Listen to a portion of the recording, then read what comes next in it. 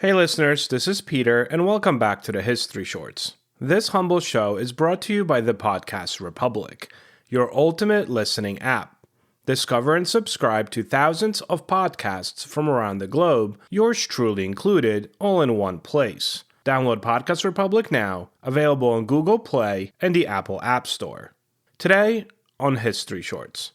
Few empires of the ancient Near East evoke as much awe and terror as the Assyrian Empire.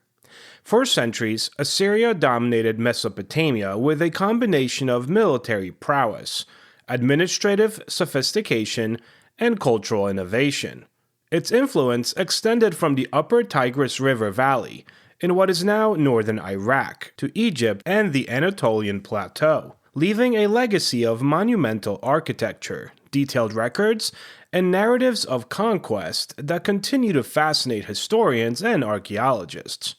The story of Assyria is one of relentless ambition, brutal efficiency, and eventual overreach, reflecting much broader patterns of empire building in the ancient world. Here is the rest of that story. Yesterday, December 7th, 1941. It's one small step for man, one giant leap for mankind. Mr. Gorbachev, tear down this wall. The roots of Assyrian power trace back to the city-state of Ashur, established alongside the Tigris River in the early 2nd millennium BCE. Ashur, both a city and a deity, formed the spiritual and administrative heart of the emerging Assyrian identity. Initially, Assyria was overshadowed by its southern neighbor, Babylonia, whose cities, temples, and literary traditions dominated Mesopotamia. Early Assyrian rulers focused on trade, diplomacy, and tributary arrangements, extending influence gradually rather than through overt conquest. By cultivating connections with Mari Eshnuna and other regional powers, Assyria began to develop a network of political and economic alliances that would later serve as the foundation for imperial expansion. The first significant phase of Assyrian expansion came during the reign of Ashur-uballit I between 1365 and 1330 BCE. He asserted Assyria's independence from Babylonian overreach. Under Ashur-uballit, Assyria began to transition from a regional city-state into a territorial kingdom, engaging in both military campaigns and strategic diplomacy.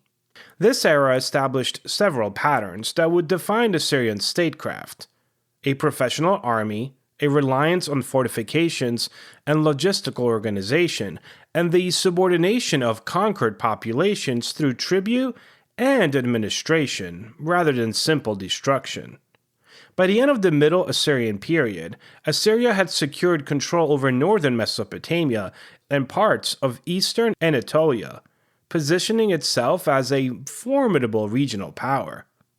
It was, however, the Neo-Assyrian Empire, between 911 and 609 BCE, that truly epitomized the rise of Assyrian dominance, as far as historians are concerned. The early Neo-Assyrian kings, beginning with Adad-nirari II, implemented a series of reforms that strengthened the military and centralized administration. Assyria's armies became renowned for their discipline, organization, and technological innovation, incorporating iron weapons, siege engines, and cavalry units that allowed them to project power far beyond their homeland. These forces were often deployed with ruthless efficiency. Cities that resisted were besieged and then destroyed, while compliant regions were incorporated into the empire itself with local governors and tributary systems. The Assyrian approach to conquest was strategic and systematic, blending terror, diplomacy, and infrastructure in a manner that few contemporary states could match. The reign of Tiglath-Pileser III from 745 to 723 BCE marked a turning point in Assyrian expansion. He implemented sweeping administrative reforms, dividing the empire into provinces overseen by appointed governors and supported by an extensive network of messengers and bureaucrats. This system allowed Assyria to govern far-flung territories and do so very efficiently, extracting tribute and resources while also maintaining the appearance of stability. Militarily, Tiglath-Pileser III expanded Assyrian influence into Levant, subjugating kingdoms such as Israel, Aram, and Phoenicia, and laying the groundwork for campaigns that would reach as far as Egypt. Assyria's integration of conquered peoples into its administrative and military structures was quite innovative for the time. Skilled artisans, soldiers, and bureaucrats were all relocated to support the empire's infrastructure, a practice that spread Assyrian culture and ensured the loyalty of subjugated regions. Assyrian kings, including Sargon II, Sennacherib, and Ashurbanipal, continued this trajectory, combining military conquest with monumental building projects. Cities such as Nineveh, Khorsabad, Nimrud were transformed into imperial capitals adorned with palaces, temples, and grand reliefs depicting both divine favor and martial victories. These reliefs, preserved on palace walls, chronicled battles, hunts, and the subjugation of enemies in very vivid detail, serving both as propaganda and historical record. The Assyrians prided themselves on their ability to impose order, often through brutal means. As I mentioned before, mass deportations of moving conquered people across the far reaches of the empire created fear and instability. Then there was public executions, and the use of psychological terror against rebellious cities were all well-documented strategies intended to deter insurrection. The empire's sophistication, however, extended beyond just violence.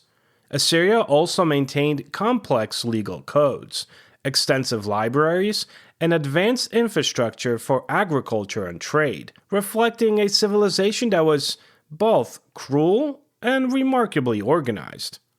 Yet the very strengths that enabled Assyria's rise were also the ones to sow the seeds of its decline.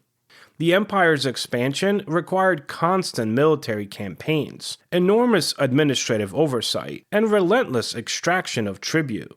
This placed tremendous strain on both the central authority and the subject populations, creating opportunities for much rebellion. Furthermore, the succession of strong kings was not always guaranteed. There are periods of very weak leadership that exposed the empire's vulnerabilities. By the late 7th century BCE, Assyria faced a combination of internal dissent and external pressures. The Babylonians recognized the empire's overextension and launched coordinated campaigns against Assyria. The fall of Assyria thus culminated with the sack of Nineveh in 612 BCE, a cataclysmic event that brought centuries of imperial dominance to an abrupt end.